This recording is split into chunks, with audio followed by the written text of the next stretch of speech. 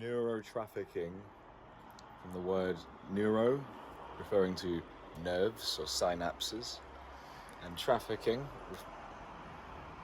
referring to denotation of transport. These two words combine to form the term neurotrafficking, which seems to be a important concept for our neoliberal digitech age. The term neurotrafficking can take on a meaning of its own,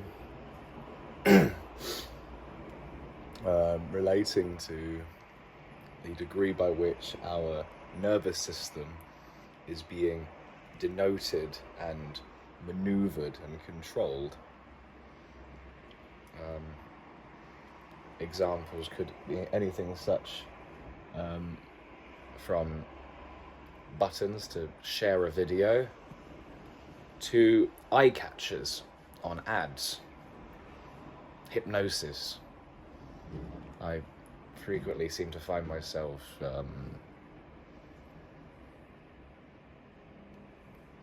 on a web page and I'm stuck. I'm suddenly doing something that I shouldn't be doing.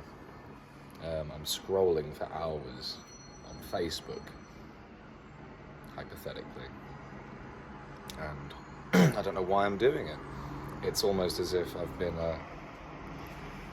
my nerves have been hijacked, and I have been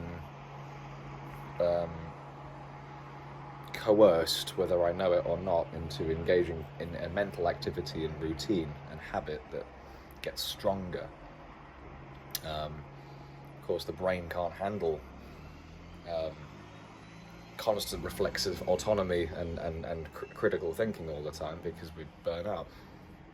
So oftentimes, if I'm looking at something, maybe on the UN page, and I have a option to full screen, but the actual option is to share somewhere else,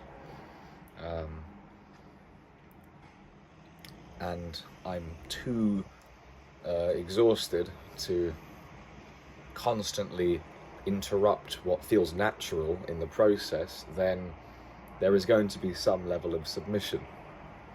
It seems to be very much about directions and the choices we have to make, little minuscule choices in our day-to-day routine. And the human mind at the moment can't comprehend or manage or regulate all of that for itself, so it has to submit to whatever directions, whatever the external powers are actually putting onto us or eliciting, or whatever the fuck you want to call it.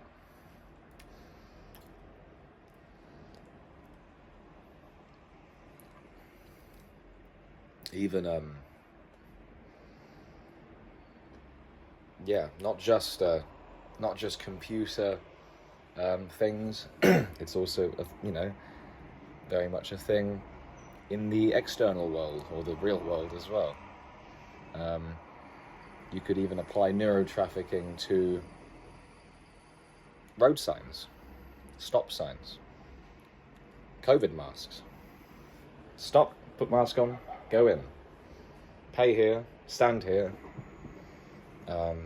The brain likes patterns, the brain likes symbols, the brain likes models of reality and lived experience.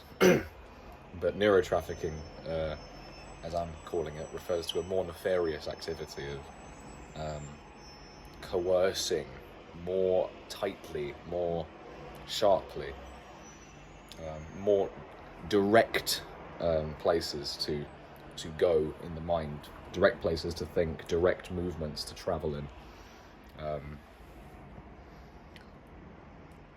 So it's definitely it can definitely be used as an umbrella term. But obviously the threshold, or the threshold of where we are at the moment,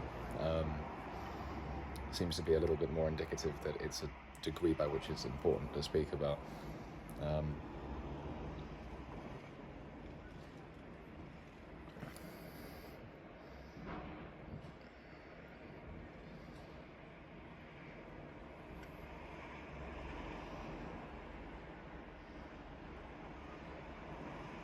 we have to suppose some form of individual liberty or free will in our culture. That seems to be a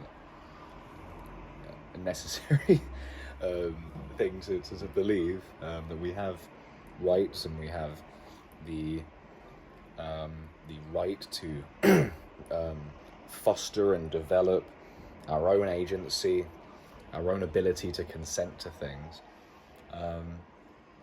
and talking about the way we can hijack the mind, in the individual mind or the collective mind, to engage in routines and activities that we may not have really had an ability to consent for, to have an informed consent to.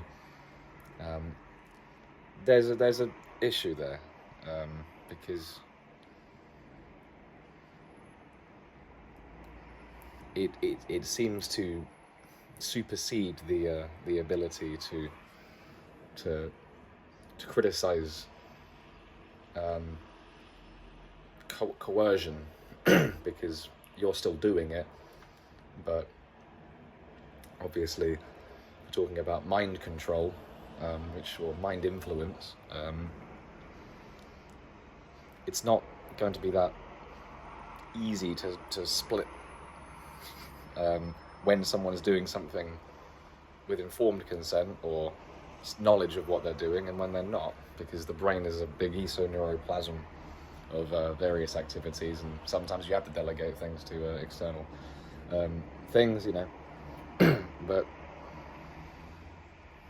there are we can definitely highlight some particular examples of what you might refer to as neurotrafficking, which could be anything from what you're encouraged to look at through big bright colours, special offer, 3 for £2, ooh, look at this, move here, move here, move here. Certain traffic systems, adverts, of course, algorithms online. So I think the term neurotrafficking is a definite relevant concept to pull out. I don't think we can just say control, or we can say manipulation, or algorithmic mind, whatever it is, seduction, production, manufactured consent. There's a more insidious process that we can also talk about in its own right, which is to do with the ways in which we're sort of hypnotized to do things through maneuvering our brains, or maneuvering what we're focusing on, our attention, which is a very useful aspects of what I'm talking about. So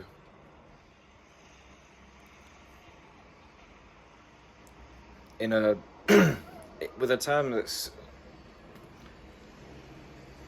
kind of difficult to pluck out and separate from other terms. I mean, isn't all language neurotrafficking? Isn't everything we do neurotrafficking?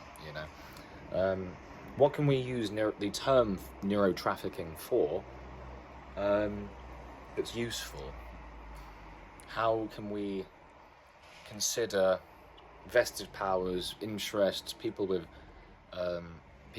can use data against us,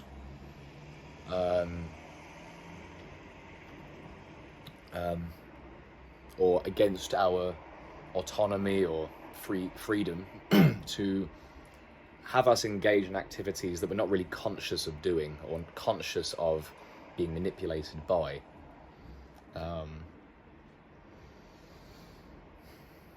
And how can we approach it to make things better?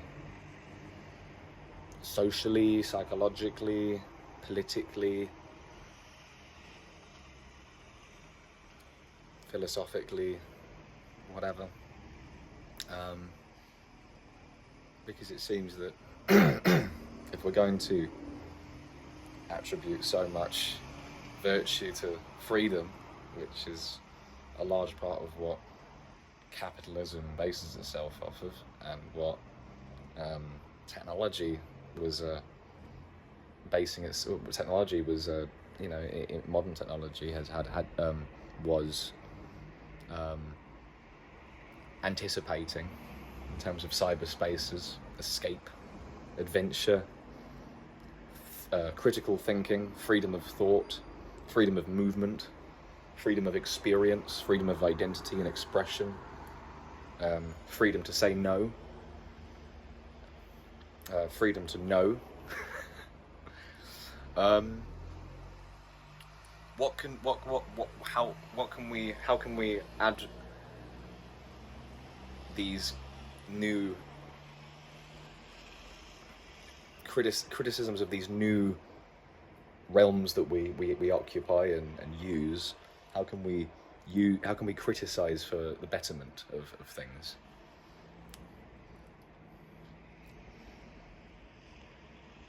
I think one way to do that is